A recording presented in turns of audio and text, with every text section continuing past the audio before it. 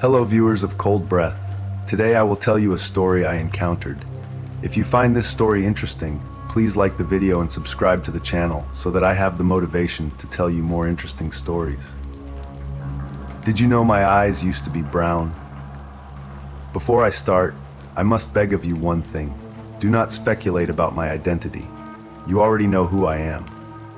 If you have passed a radio in the local shops even once over the last decade, you've heard my voice. Perhaps you've been a rabid fan at my concerts. Perhaps you physically recoil at the sound of my lisp. Perhaps you're entirely neutral towards me. Love me or hate me, you know me. My situation is extremely unique, so it is difficult to anonymize my story. So please, if you can think of anything that may help me, share it, but keep my situation between us. Since I was a lad, I've been prone to acne, of all places, on the sides of my neck. My parents, my teachers, and the town's doctor swore up and down that it was hormonal, temporary. Once my growth spurt finished, they assured me it would be a thing of the past. The thing that annoyed me the most about this acne is that it never came to a head. No way to pop it and find relief in watching the pus ooze out, feeling it deflate. This didn't stop me from trying. I would struggle for what seemed like hours in the mirror, squeezing the hard bumps between my two forefingers in hopes that they'd burst. It never happened. Instead, my acne would only grow angrier, more inflamed, when I tried. I would enter the bathroom with a neck speckled with small rosy bumps, visible only up close. I'd exit with what looked like huge welts, no closer to being popped than when I approached the mirror in the first place. My skin and ego would be bruised. So I learned to wear my hair long to cover it up. When I was a younger teenager, it looked greasy, oafish.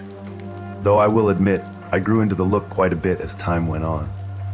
The fairer sex took a liking to the sensitive, long-haired poet type I had become. My confidence increased exponentially as a result, thank God, but I would still come home to the bathroom mirror all the same.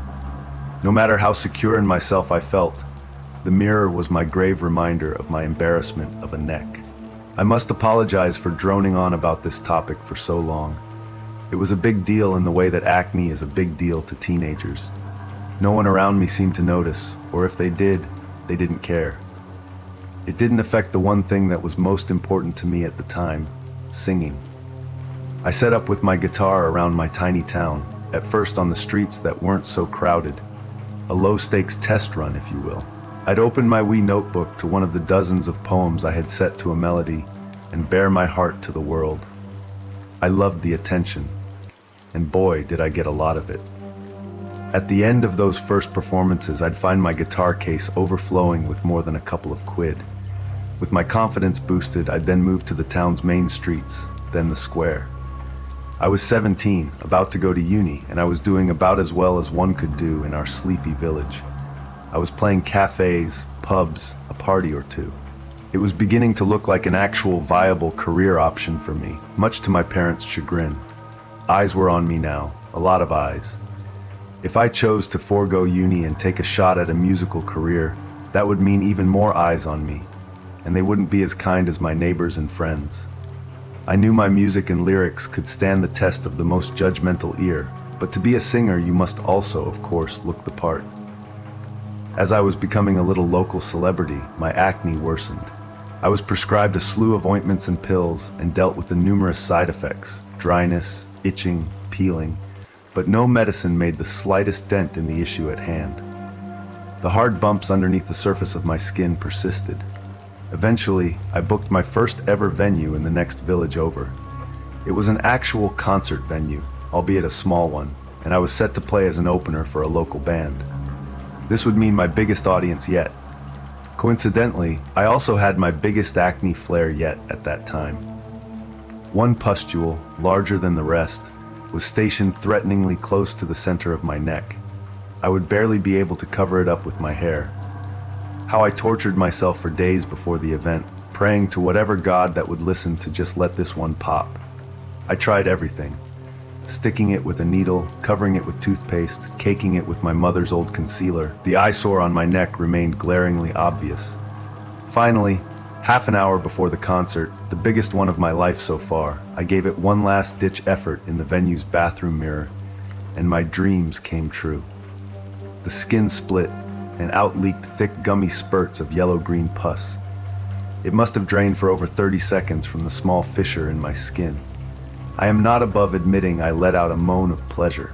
The thing that I had been wanting to happen for a full decade finally happened. When it was spent, I wiped it clean with one of those rough brown paper towels from a dispenser on the wall, and there on my neck was an unmistakable green eye. The skin surrounding it looked doughy, false. It reminded me of the liquid latex I had applied to myself one Halloween to create the illusion of zombie skin sloughing off. But I touched it gingerly along the eye's lid, and I could feel that the skin was as sensitive as my eyelids. It was connected to my nerve endings. It was mine. The bright green eye, the exact color of the infected pus, stared back at me in the mirror. I was horrified. My breath suddenly ragged. The white of the eye was pinkish, the pupil dilated. It had sparse blondish lashes on either side of the crusty gash that was the lid. It quivered, alive, seeing. And after a moment, it blinked at me. I gasped and jumped back from the mirror. I was frozen. A knock came at the door, and the stagehand gave me a 5-minute warning, said I was needed on stage. The eye was on the center right side of my neck. I looked back and forth between the bathroom door and the mirror. Another knock on the door, more urgent this time. At a loss for what to do, I pulled up my t-shirt up and around my neck, then buttoned up my jacket over it, creating the illusion of wearing a turtleneck. Yes, that's where my signature look came from, believe it or not. I digress. I exited the bathroom and made my way to the stage. It was my best set yet. I'll be honest, I don't know how I managed it. Though I was merely the opener, a position usually doomed to a half-hearted smattering of slow claps, I got extended applause at the end of almost every song. I could feel the reverberation of the music around the hall, the audience moving and reacting to my lyrics. I swear, even the headliner didn't get as much response. On any other night, my spirits would have soared. But clearly, I was a bit preoccupied. After the set, I rushed back to the bathroom to check my neck. I was hoping, praying, that the eye was in my imagination, a result of pre-show jitters. But I pulled my makeshift turtleneck down, and there it was, blinking at me while nestled among my neck acne. I didn't have time to ponder too long. The bathroom door burst open, and I was dragged out into the crowd to celebrate by my cheering friends and family. My career took off quickly from that point. I was invited to play larger venues after the success of my first show. You must forgive my ego, but my talent only improved as I began to become the artist you know today. My lyrics became more poetic, tenfold, my melodies more hypnotic. I was just entering my 20s, and I was on the rise. Somehow my concern about the eye took a back seat. Fame is all-encompassing after all, and though the eye on the side of my neck was no longer my biggest concern, it was still there. It became a pre-show ritual in the restroom or green room or whatever back room to fiddle with my turtleneck until it concealed the problem to my satisfaction. I knew the eye still stared at me beneath whatever color of stretch cotton covered it up that day. I could feel it. I could never communicate with it. Yes, I did try to talk to it, like a madman. Blink thrice if you can understand me, so mortifying to admit. But it never blinked twice, let alone thrice. It followed movement occasionally, but infrequently enough that I was never sure if it was a coincidence or not. It was always trained on my bloody face. I was so used to having the countless eyes of a sea of concert-goers fixed on me, so eventually it didn't unsettle me quite the way it once had. One extra eye was nothing. My acne still hadn't cleared up either, but now I knew better than to test my luck by trying to pop anything else on my neck. As time passed, I was finally able to grow a substantial enough beard to cover up the problem entirely. I grew it longer and thicker to ensure there were no accidental peeks or slips or glances.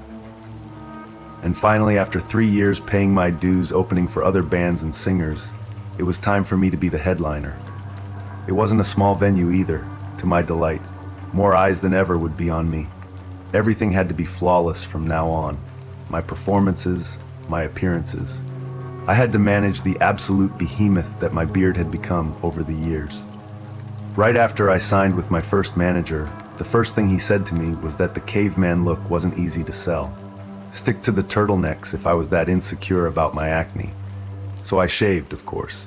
I was careful, of course. Not careful enough. Of course.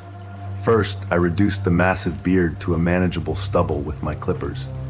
And there, as always, was the eye, chartreuse in color and grotesquely blank. It had inched forth over time, directly to the right of my Adam's apple. I had then switched to a disposable razor to rid my face of the stubble completely when I nicked my skin. I drew in a sharp breath.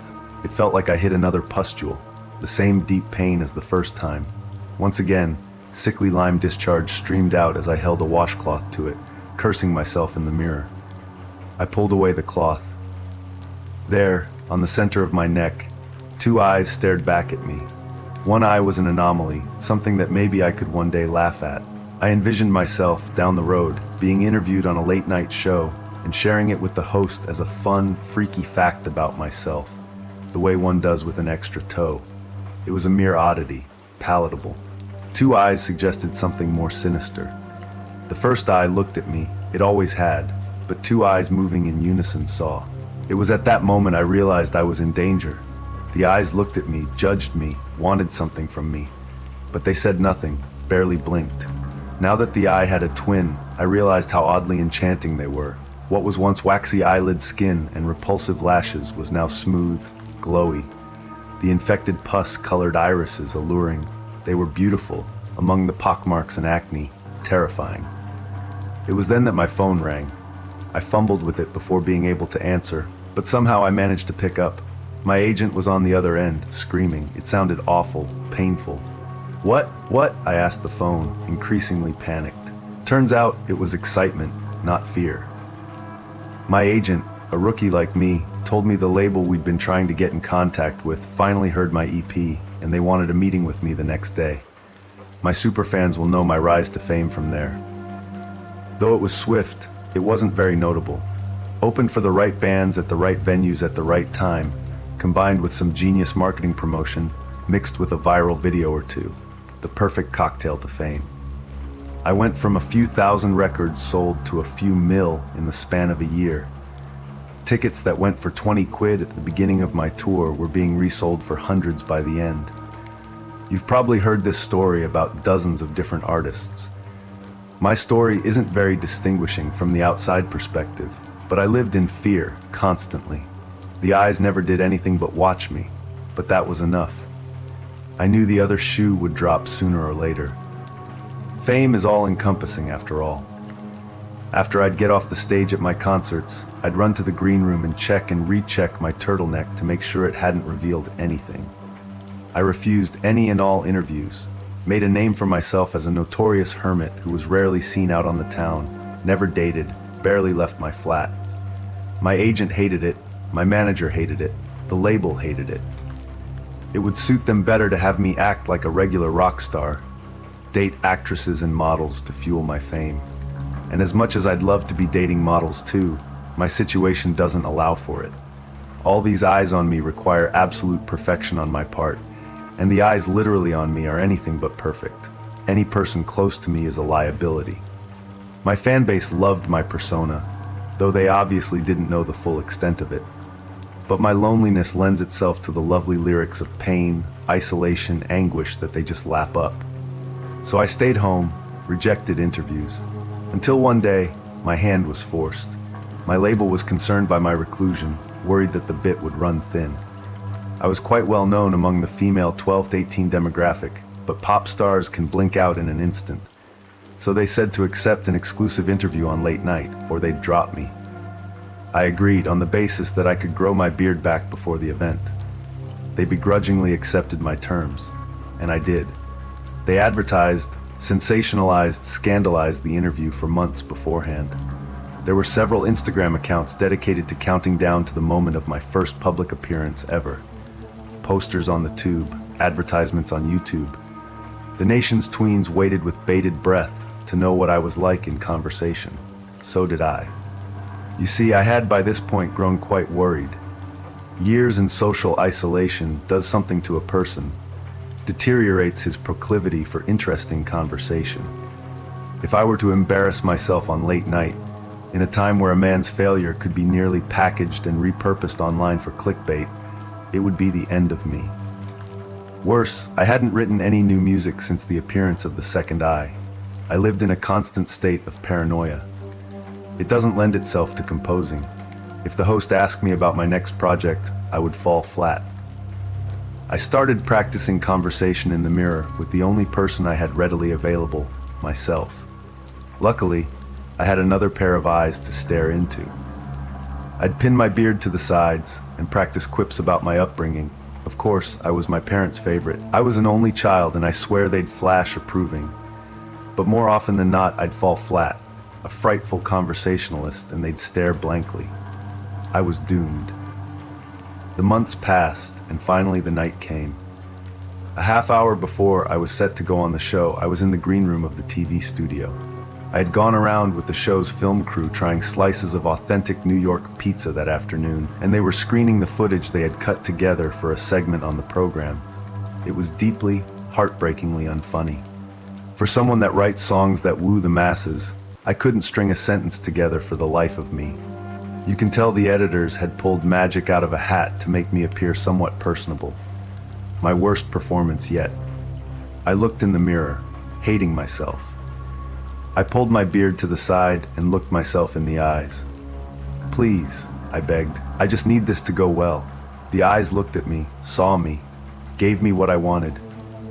I'm the mirror. I watched my other eyes close. It looked like they weren't there at all. Below them, a faint wrinkle, just above my collarbone, likely caused by years of looking down at my guitar, deepened. The skin pulled back into itself, creating a deep crevice extending across and into my neck. It looked as if my head and neck were detached at the shoulders, merely resting in a balance on them. The eyes reopened 3 inches above the wrinkle, blinked. I felt a pull towards the crevice. Something told me exploring the fold would give me exactly what I was meant to have. I reached with both hands up to the split in my skin. I grabbed, with my left fingers hooked into the lower half and my right fingers in the upper portion, and pulled apart. The skin squelched and tore as my hands wrenched the crevice open. I tried to scream, but couldn't. When I moved my blood-soaked hands away, the 2 eyes on my neck had an accompanying perfectly formed mouth. Slightly darkened skin on the edges formed paper-thin lips, and just beyond them were fully developed teeth. A smooth, wet tongue. Again, I tried to scream, speak, anything, but it's as if my vocal cords no longer belonged to me. The green room was quiet now, but any moment a PA would be requesting my presence on stage. I could do nothing but look at my own reflection, at my new face, and wonder what the audience would face when they saw me. Crept north toward my head. The eyes seemed to open new skin along my neck with a slight tearing noise as they moved upward, the skin sealing up where they once had been. The mouth, and the acne surrounding it, pushed up as well. As this happened, my own face began to rise, to move back towards my hairline. I felt the skin at the base of my skull begin to fold in on itself as my face moved to the top of my head. I flailed, but I felt as if I wasn't in complete control of my own hands any longer. The new face reached its resting spot where my face had once been. I stared up at the ceiling, my face now at the crown of my skull. My hands grabbed at my face, not the new one, and realized my nose had stayed where it was. My beard was now between my old and new faces, a makeshift sort of fringe across my forehead. It was a massive effort to even raise my hands for this long. I was at a complete loss for what to do, as I had been several times before. But now there was no covering up my hideous secret. Then came the inevitable knock on the door from the production assistant, willing to escort me to the stage. It sounded faint, far away. With the last of my strength, I brushed my hair over my face so it reached my beard and concealed me. My vision went dark and I could hear nothing. I knew nothing of what happened on the show, not exactly. I woke up in bed, my face in its regular place, to an endless feed of texts singing praise for my appearance the night prior. According to them, I looked stunning, I was hilarious, I was charming, I was perfect. Not one message hinted that anything could have been amiss. I grabbed at a mirror on my nightstand. There in the morning light, the face on my neck remained. I did watch the interview a few days later after I had recovered from the shock of what happened. The messages were correct. Or rather it did stupendously. It recounted my childhood, painted the street, busking it in a rosy light. It spoke about my acne problem, back when it was only an acne problem, as a relatable anecdote. Cracked good-natured jokes with the host like it was nothing. Played along with his games on screen. Shook hands with, hugged members of the audience. It also hinted heavily at my next album, coming soon. And all the while, it was ruggedly handsome. The sickly green eyes were more of a golden hue on camera. The thin lips weren't an issue, as they wielded a charming grin. Even the acne looked good on it. It looked better than I had in years. My social media following had tripled. My inbox flooded. My streams were higher than I'd have dreamed of before. All in a few short days. I wondered what was next. I got my answer later that day, when after a brief call with my agent, I was set to start touring immediately. I would kick it off with a surprise performance that night, closing for the rock band performing at Madison Square Garden. I showed up in a limousine in a foul mood. Straight to the green room, turtleneck hitched up, talked to no one. I stared at the mirror, trying to hide my face from revealing the mix of anger and fear I felt. I knew what was coming, and I was having no more of it. I earned this performance, and I would perform, no matter what. I pulled a box cutter I had snuck in from my pocket at the same time as I yanked my turtleneck down. The face looked at the blade in my hand, and my world went dark. I again woke up in my hotel bed. I had no memory of what happened the previous night, or even what day it was. My phone was again flooded with messages praising my performance at the concert. One was from an unknown number. I opened it. "Hey, last night was so much fun. I still can't believe I got to meet you.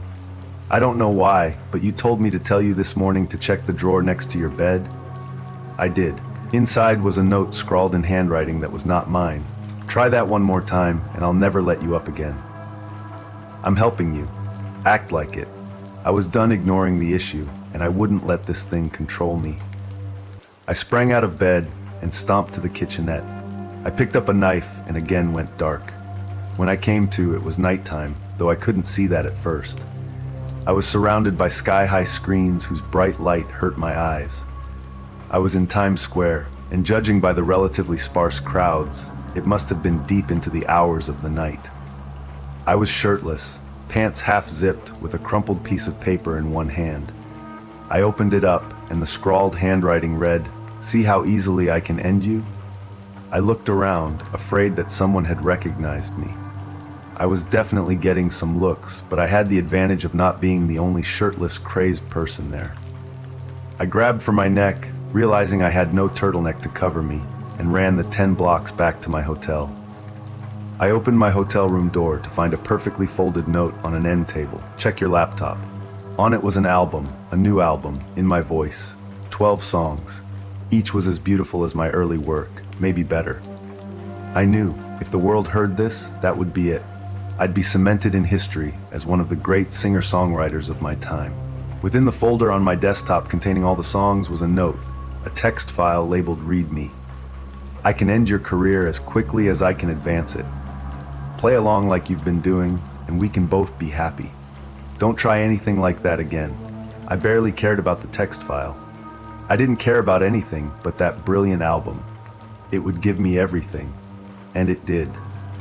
One listen to that album, and I decided to take the face up on its offer, let it do its work. That was a decade ago. For 10 full years, I've given it exactly what it wants. I haven't played a concert by myself in that time. I've barely made a public appearance, spoken to anyone outside my family. I have a wife now, and a daughter who I only half know. It was slow at first. I'd let the other face only take over for public appearances, concerts, and the like. A few hours at a time. I think it exhausted the face to be in control for so long, as I'd always resurface feeling oddly drained. As I went on my first tour, then the second, it was in control for longer. It gave it power. I'd find hours missing from my day, hours where I wasn't in the public eye. When it began happening, I thought it was a fluke. It wasn't part of the deal. What would it want with my normal life? Then again, what was my normal life? That didn't seem to exist anymore. Everything I did, magazine interviews, songwriting coaching, vocal drills, endless hours at the gym, was for my career. No wonder the face was able to take over so easily. It's all for the public eye, all of it. It began happening more frequently. A night missing every month or so. Nights when I wasn't on stage. Nights when it should have remained beneath my beard, behind my turtleneck. Now, years later, it's in control most of the time. I get a few hours a day here and there to live my life in glimpses. I'm more famous, much more, so its power keeps growing. How can I possibly fight back? Any exercise of free will results in immediate consequences. I tried to play a concert once for my daughter's birthday without letting the face take over. Not only did I lose consciousness immediately, I woke up to an extremely angry agent and record label and family over the apparent very public bender I had been on afterwards. I have no choice but to let it continue to take over. It gives me such wonderful things. I'm beloved by most. I have the fan base I had dreamed of as a child. I'm rich beyond imagination. I'm the perfect rock star, and I'm so lonely. There will come a time when I'm gone completely. Fame is all-encompassing after all.